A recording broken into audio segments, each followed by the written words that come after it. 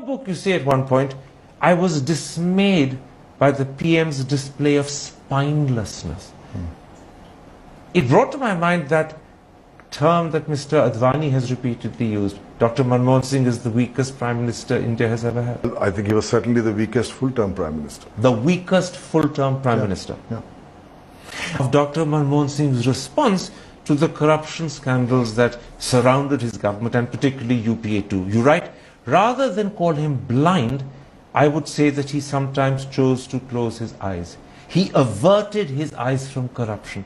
That seems as if what you're saying is that he could have acted either to prevent the corruption or at least to tackle it earlier, but consciously chose not to do so.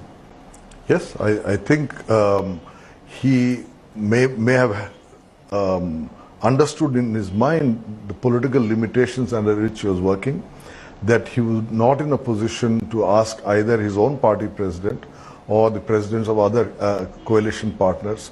How much discredit does he get for the fact that not only was he aware that his ministers were indulging in corruption, he did nothing about it, and therefore permitted them to continue?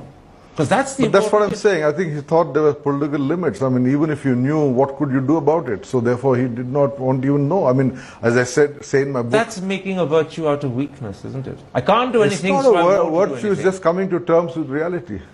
It's coming to terms with reality. Would you quote a conversation you had with him where he says, there cannot be two centers of power. I have to accept that the party president, that's Sonia Gandhi, is the center of power. He readily accepted that he was subordinate to her and treated himself as junior to her.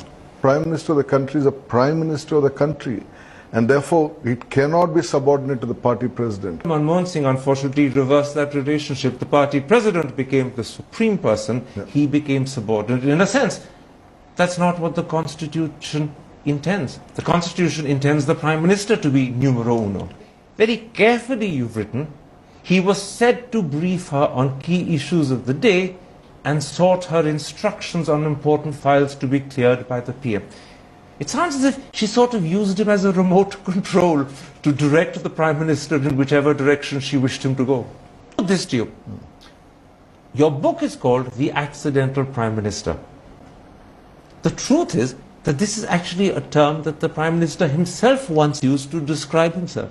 That's right. You would always say to a lot of people, you say, oh, I'm an accidental Prime Minister, I didn't expect to be here. The quotation in the book is when Dr. Manmohan Singh said to your father, and apparently he said it also quite separately to Mr. Subramaniam, she, meaning Sonia Gandhi, let me down. Well, you know, as I mentioned in the book, he said it more in sadness. It was not said in anger. It was in sadness at what happened on the nuclear deal at the Hindustan Times conclave. Now,